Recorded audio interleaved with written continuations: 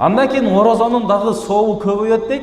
Эгер кайсы бир адамга мүмкүнчүлүк болуп Меккеге барып, азыр эми умра мисалы барып, ошол жерде орозо кармай турган болсо, ага дагы 100 000, барыбыз билебиз эми Меккеде намаздар 100 000ге жүрөт.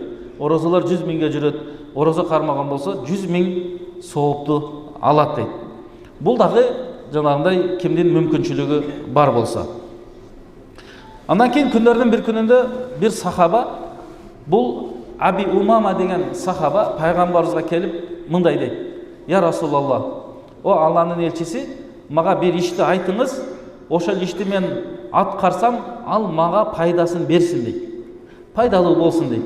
Ошондо пайгамбарыбыз айтат: "Алейка бис-сом."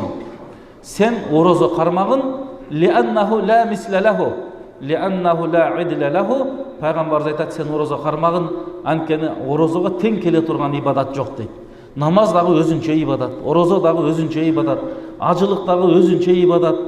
Ар биринин өзүнүн өзгөчөлүгү бар.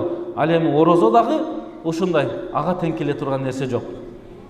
Мисалы эртең менен кечке чейин чаңкайсың, кээде күндүн ысыгы болот, кыштын суугу болот, ар кандай абалдар болот. Мына ошого дагы оозду ачып бербестен, бекем карманган болсо, ошондон ошондой эбегейсиз сооптор, чексиз сооптор берилгени мына ошондон. Орозо кармаганда, бир аз кыйналып кеттим, чаңкап кеттим, ач калып кеттим деп оозду ачып албаш керек. Эгер ошол жөнөкөй эле күмөн менен ачып алса, атайлап ачып алса, 60 күн карыз болот. Bir күнгө 60 күн карыз болот. Ошондон башынан эле ниет кылган болсо, Кудай Таала өзү канаатты берет. Канааттуулукту берет.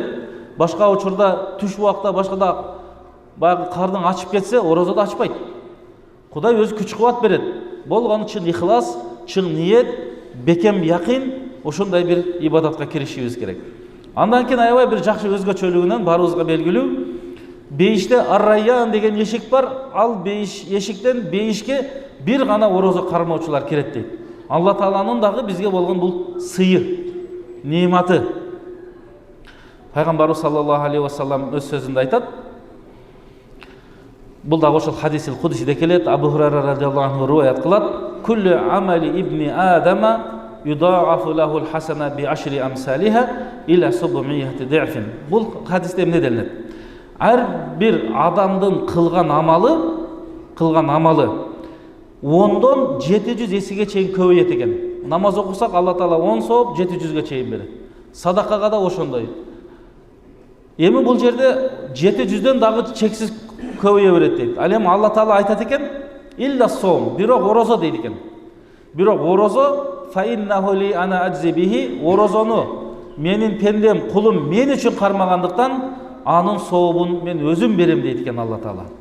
Анткени ал өзүнүн шахватын, кумарын, адал суусундугун, адал тамагын мен үчүн таштап аткандыктан анын сообуну мен өзүм берем дейт. Алла Таала өзү кепилдикке алган нерсе чындыгында өтө болжолуу, сооптуу, анын чеги дагы жок болот.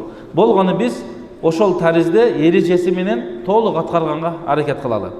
Лисойми фархатан, орозо кармаганга эки сүйүнүч бар дейт.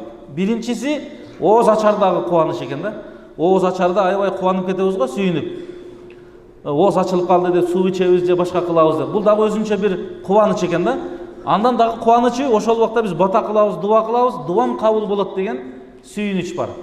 Экинчиси кыяматта Алла Таалага жолугуп, Алла Тааланы көрүп, Алла Тааланын жамалын көргөндөгү кубаныч экен да. Ал кубанычтын дагы чеги жок болот дейт.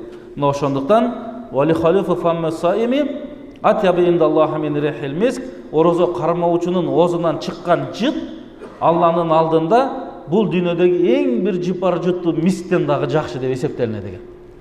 Бул орозого берилген баягы өзгөчө сыйлыктар, Алла Тааланын сооптары.